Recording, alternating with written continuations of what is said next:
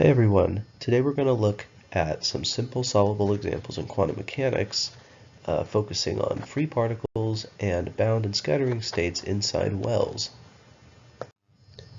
First, going to look at the Schrodinger equation, as well as how to normalize solutions to the Schrodinger equation.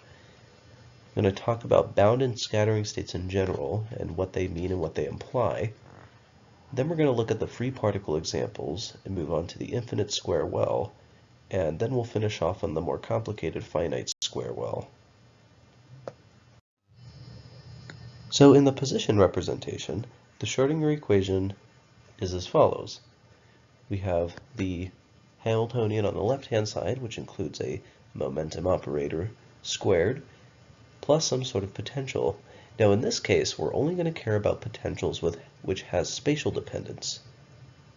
And on the right-hand side, we have a time derivative.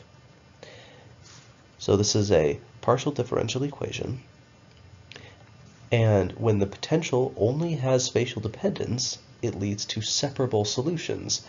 So notice now the function psi is in lowercase and is only a function of x, because, as shown on the right, we can write our capital Psi as a little psi times some function phi, where each of those is individually a function of x and t. So there's no mixing of the two variables. So the equation you see now is the Schrodinger equation where there's no time derivative anymore, and instead it's the energy. The time dependence is solved by itself and gives an exponential term of e to the minus iet over h bar.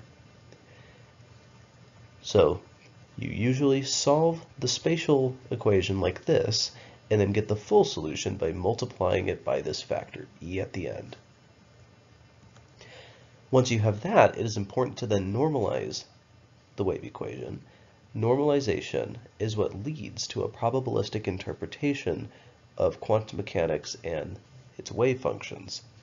And the normalization condition is shown with this integral. We want to be able to square our wave function and have it integrate to 1 in the same way we would, let's say, a probability density function, where we'd want everything to sum up to 1. Two important states in quantum mechanics are bound and scattering states.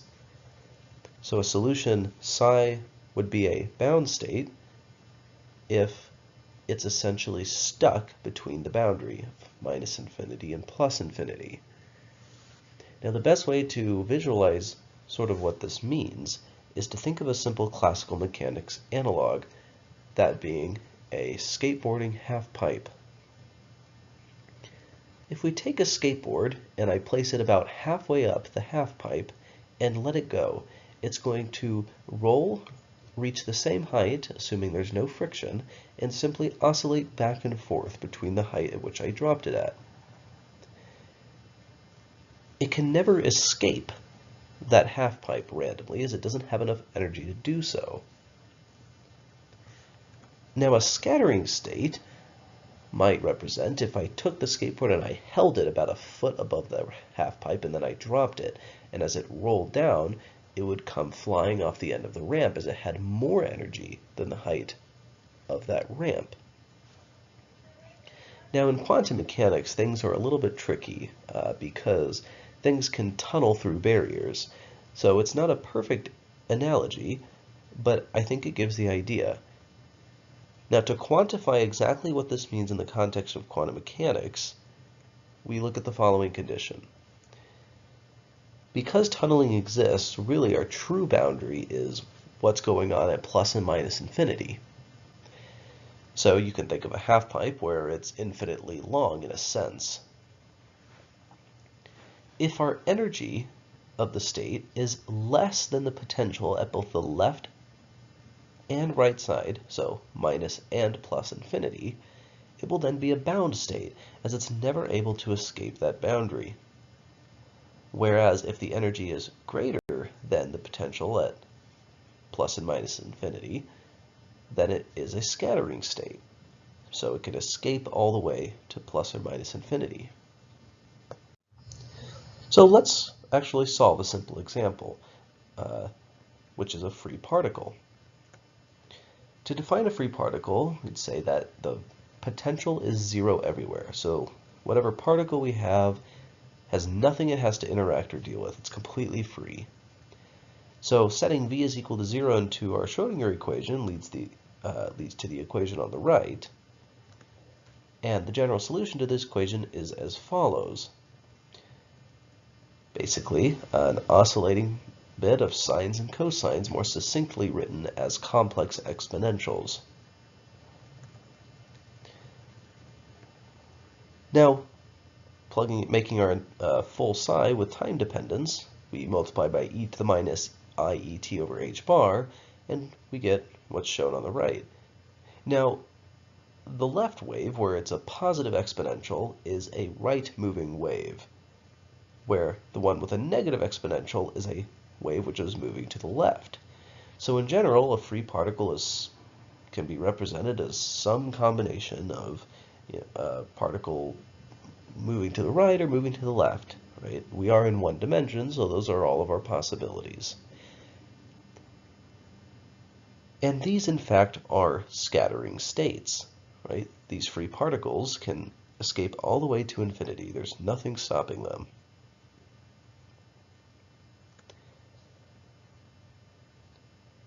Now, we can write this in a more succinct way if we let k, which, as shown above, normally is positive due to the square root, if we let it run negative as well, then we can write this as just one term. However, this actually runs into a rather complicated issue, because you can't normalize this. You would end up getting an infinity in your integral, and there's no way the constant a can counteract that. What that's effectively saying is there's an infinite amount of energy when you sum it over all possible points. So while these things may not be completely physical, which I guess that should make sense, particles should not be able to freely exist with any energy at whatever point in space they want, but they end up being very mathematically useful when considering general linear combinations to the time-dependent Schrodinger equation. Might be a topic for another video. So the infinite square well is the first example we're going to look at, which is truly physical in nature and is solvable. This is defined as having zero potential between some points on the x-axis, 0 and a in this case, and being infinite otherwise. In other words, there's an infinitely tall barrier at 0 and a. Now, by definition, this means that solutions to this must only be bound states. And that's because the potential at plus and minus infinity, just by definition, is infinity. And to have any physical sort of solution, we cannot have infinite energies. In other words, our energies are lower than our potentials at plus and minus infinity. Maybe this was also obvious, as by having infinitely tall barriers at 0 and a, maybe our particle in this infinite square well is simply just going to be stuck there. So let's consider inside the well, where v is 0, and notice that this is, in fact, the same form of the Schrodinger equation as we had for the free particle. However, the reason why we don't get the same issues with normalizability as we did with the free particle case is because we must ensure continuity. Outside of our barriers, outside of our range 0 to a, when we're inside the barrier, our wave function must be 0 because our particle cannot exist there. So to ensure continuity, it must be the case that at the barriers 0 and a, our wave function still must be 0. Using that, we end up getting the following solution, which is just a sine wave. However, there's some discreteness in the value n. N is simply an integer, and this leads to quantized energies. It can only be these certain values. If we wanted to graph this, it would look as follows, where increasing n leads to more oscillations. And you can see that by looking in the sine term. As n increases, the effectively angular frequency of this wave increases between 0 and a, leading to more oscillations.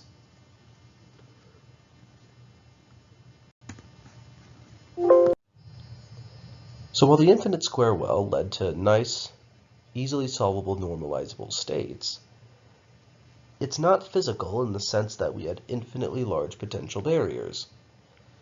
So now we might want to ask what happens when our barriers are only finite. So one way of modeling this is to say that the potential is 0 everywhere except between minus a and a, where there's a little bit of a dip, that dip being of height v0. Now we can then write down Schrodinger equations for outside and inside the well, where outside it maintains the same form as the free particle or the infinite square well, and now inside we have to deal with something different due to the minus v0 term which has appeared. And when doing this, we're ensuring that psi and the derivative of psi is continuous at the boundaries minus a and a. And the the finite square well is now the first example where we're going to end up with bound and scattering states, depending on what we want. Now it's clear, maybe, that this is the case, as if we think of this dip, it has a height of v0. If we have a very low energy particle, one of which the energy is less than this height, then maybe to that particle it looks like it is in an infinite square well. But if we have an energy larger than that, where it's greater than v0, then it can escape those barriers and go all the way to plus and minus infinity. So while there's some subtleties to all of this, hopefully that it makes it clear why we might expect there to be bound and scattering states. So if we start to look for bound states, in this case, because the potential at infinity is 0, then the bound states are when E is less than 0. And we can also make the assumption that psi is even due to a result that says that if our potential is even, then psi can be taken to be even or odd. In our case, we'll take it to be even. Then our bound states look as follows.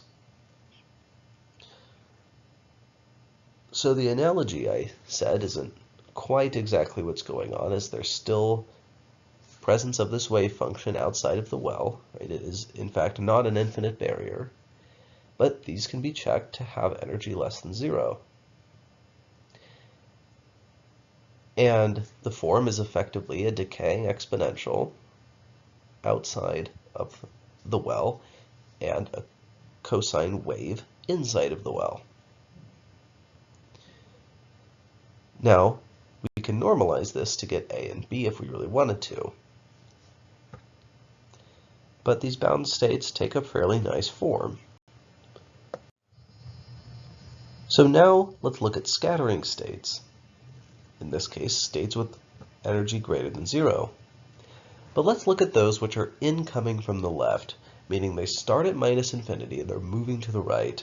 So we don't want to consider any particles which start all the way at plus infinity. If that's the case, the wave function looks like what's shown here, where to the left of our well, we have waves which move to the left and to the right. The waves which are moving to the right are representing the incoming particles, where the wave moving to the left is representing effectively the amount that got reflected. Inside, we have a linear combination of sine and cosine waves, and then to the right, we only have waves which move to the right, because we assumed that nothing was started at the right and moved to the left. And then we can use our boundary conditions and normalization to solve for these coefficients. Now this raises an interesting question. If our scattering states are incoming from the left, and those are represented by the AEIKX term, then maybe we will wonder what sort of percent or amount of this wave gets reflected. Well, that should have to do somewhat with B, right? B is representing the wave moving then to the left, the stuff that gets reflected. Now we can end up finding a transmission coefficient and a reflection coefficient. So transmission then is when instead of getting reflected, it passes all the way through the well and escapes all the way to positive infinity. It ends up being the case that this can be found by taking the square of the coefficient f, which is effectively the magnitude of the wave which got reflected, and dividing it by what it started as, which is a. So it makes sense that this is a probability, and it takes a rather gross form, but it's shown here.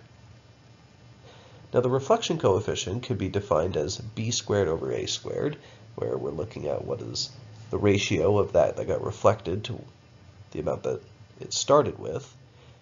But we can also just simply define it as 1 minus t, as there's really only two possibilities for these waves. It can get reflected or transmitted. So I think that about wraps it up for this video. I hope this helped, and stay tuned for up and coming videos. Thank you for listening.